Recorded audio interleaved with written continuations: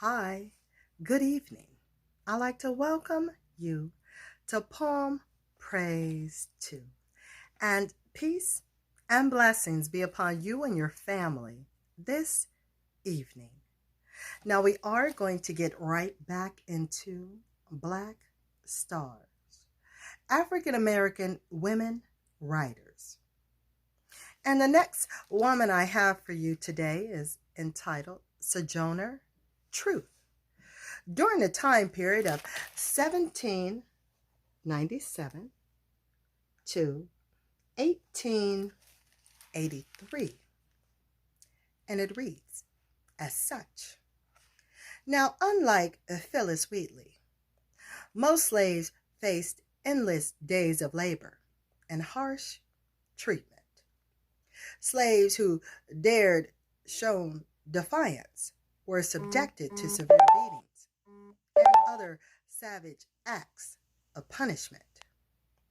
Many blacks risked all by running away. Among those who ran was the bold and brave woman who came to be known as Sojourner Truth. Sojourner Truth was born in Ulster County, New York in 1797. Her name was Isabella, and she was owned by a Dutchman named Ardenberg. During her youth, she was separated from her parents and passed through a succession of cruel masters, two of whom were named Bonfrey and Hurley. Tall of stature and large of frame, she was exploited for her size and made to work excessively hard.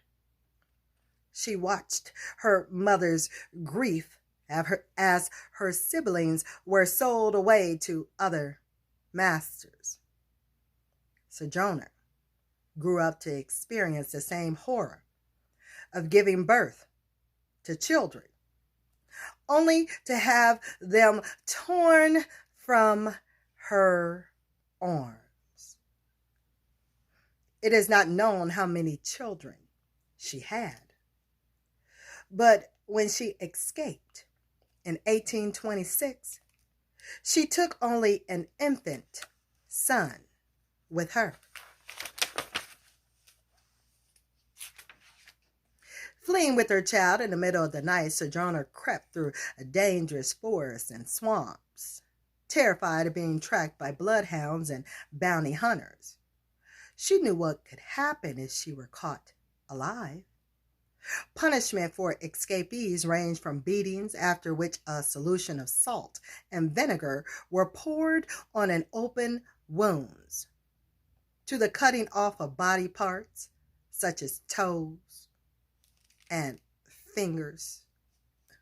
Sojourner clutched her infant tightly. A baby could not understand the need to be silent in the face of miseries that may have included unbearable heat or cold, bites of various insects, and insufficient food and water. As Sojourner and other slaves stole their way through the night, sympathizers, both black and white, risked their own safety giving shelter, food, and water along the way. As a fugitive slave, she made her way safely to New York and was emancipated the following year, 1827. In 1843, while working as a maid in New York City, Sojourner became convinced that she had been called to go out into the world and travel about the land spreading the truth to the people. Changing her name to Sojourner Truth, she became a preacher. Sojourner testified, describing the sufferings she had lived through. She soon became a major spokesperson for the abolitionist movement. Along with Frederick Douglass and William Lloyd Garrison, she became a significant leader in the struggle for emancipation. Some people mocked her and spread rumors that she was a man, disguised in woman's garments.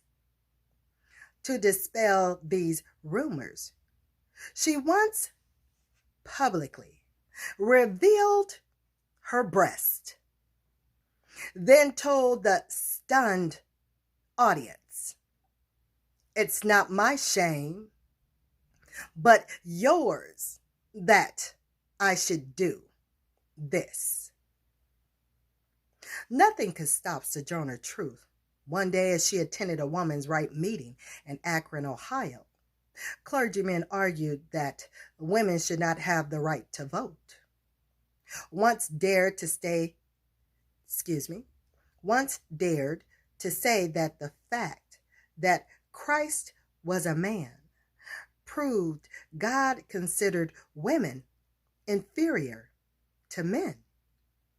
Sojourner rose to speak.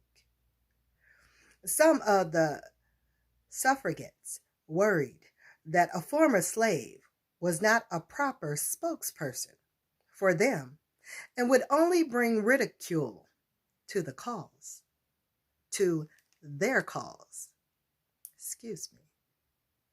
They gestured for her to return to her seat, but the president of the group, Frances Dana Gage, ignored them and welcomed Sojourner to the podium. "Ain't I a woman?"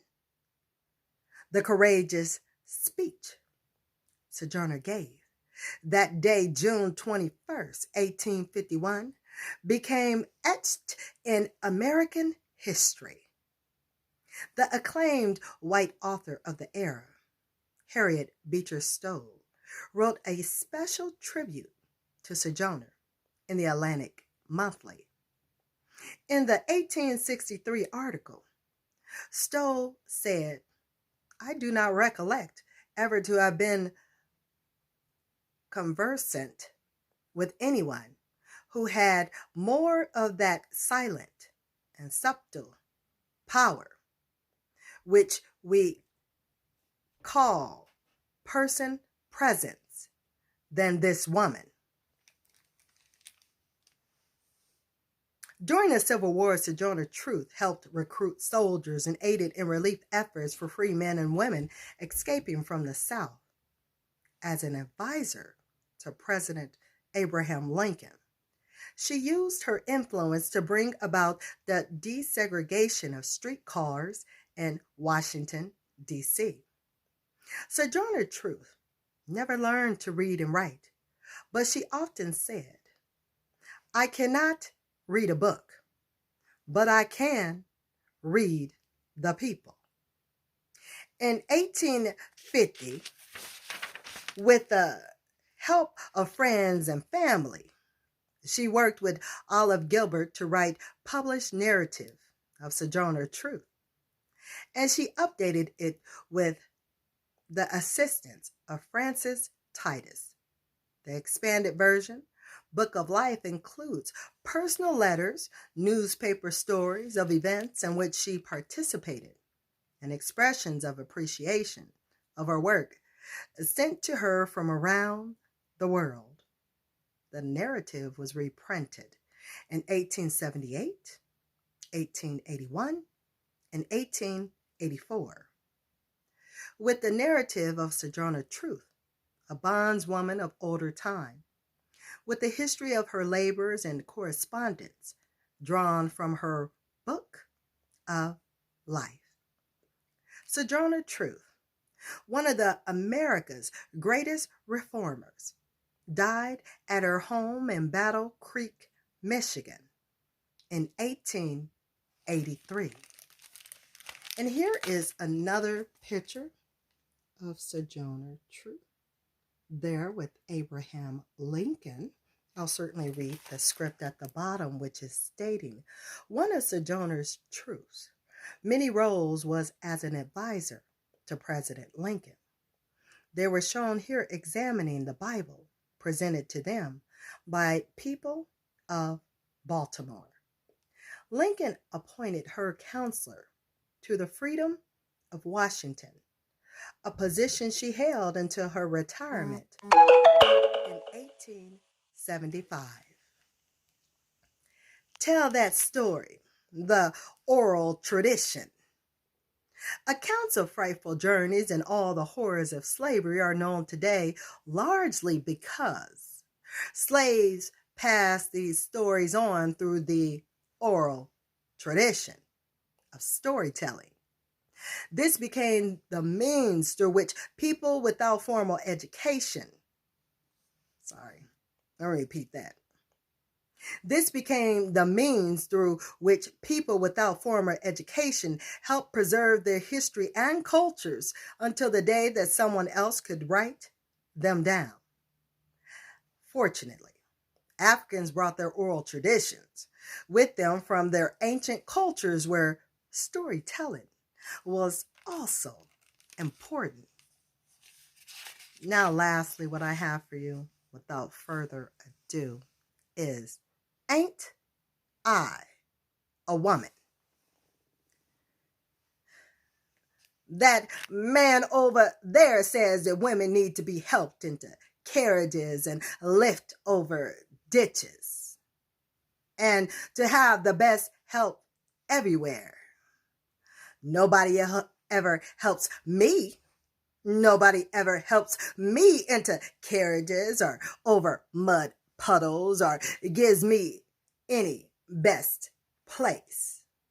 Well, I'm a woman, ain't I? Look at my arms. I have plowed and planted and gathered into barns, and no man could hear me. Ain't I a woman? I could work as much and eat much as a man when I could get it, and bear the lash as well. And ain't I a woman? I have borne children and seen most all sold off to slavery.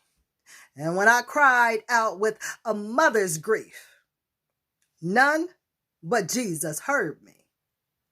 And ain't I a woman? That does complete Sojourner Truth. Ain't I a woman? And I kind of want to do that again for you. So we're going to do Sojourner Truth, Ain't I a Woman, twice here on Poem Praise 2. So the second time goes like this for y'all. Here it goes. That man over there says that women need to be helped into carriages and lift over ditches, and to have the best help everywhere. Nobody ever helps me into carriages or over mud puddles or gives me any best place.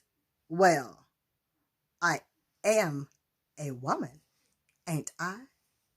Look at my arms. I've plowed and planted and gathered into barns, and no man could heed me.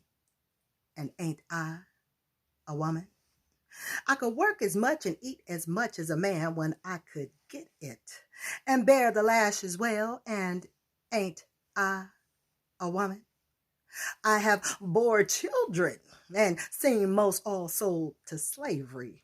And when I cried out with a mother's grief, none but Jesus heard me.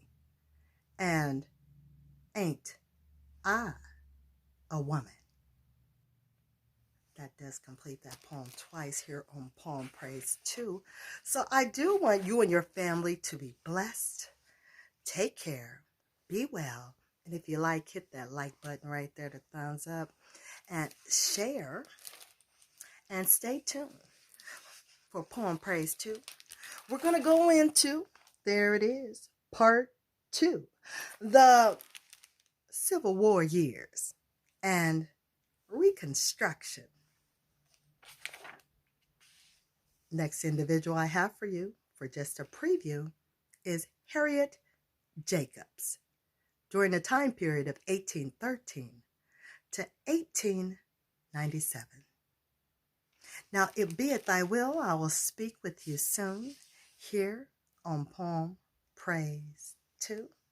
So, until next time, later, y'all.